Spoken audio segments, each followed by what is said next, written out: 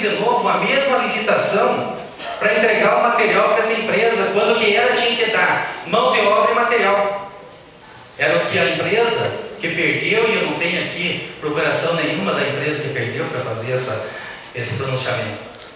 Mas a empresa que fazia serviço mês passado dava material e mão de obra. Agora essa empresa que ganhou, ela tem que dar material e mão de obra, ela só está dando o material, aliás, ela só está dando a mão de obra, e nós temos reclamações de diretores de escola, de diretores de CIMEI, que o material não está sendo entregue, e que a prefeitura fez uma licitação, aguarda o mesmo material que era para a prefeitura entregar. Então, por isso que eu venho aqui, sabe, cobrar, pedir para que nós, vereadores, né, vamos começar a tomar uma decisão, tomar uma posição. Já estamos tomando, já avançamos muito, mas essa de pagar R$58 um litro de álcool gel, eu acho que o povo está cobrando, e eu não quero ser uma pessoa que amanhã, quando chegar a bater na porta de alguém, de alguma casa para pedir voto, eles me jogar isso aqui na cara. Vereador, o senhor me concede uma parte antes? Concedo, sim, senhor vereador.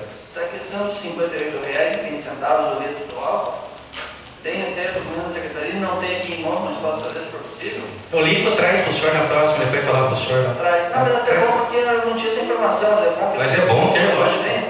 Na primeira semana foi comprado 144 galões com estado de urgência, foi pago R$58,25, mas por 5 litros de álcool.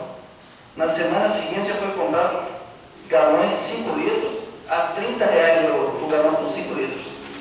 Então talvez não seja, até na verdade ele não passou a mesma informação agora, e tem documentações que eu posso trazer e apresentar para o vereador. Mas é isso que nós estamos cobrando, vereador. E é importante essa participação, essa cobrança, que eu cobro daqui e o senhor me dá a resposta lá. Mas isso, eu acho que o Diário Oficial, tudo bem que tem gente até falsificando o Diário Oficial na cidade, mas eu acho que esse aqui não está falsificado.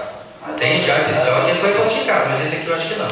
Né? Mas é bom, Alex, e como eu sou teu companheiro na casa, que você me traga e eu venho aqui na tribuna falar.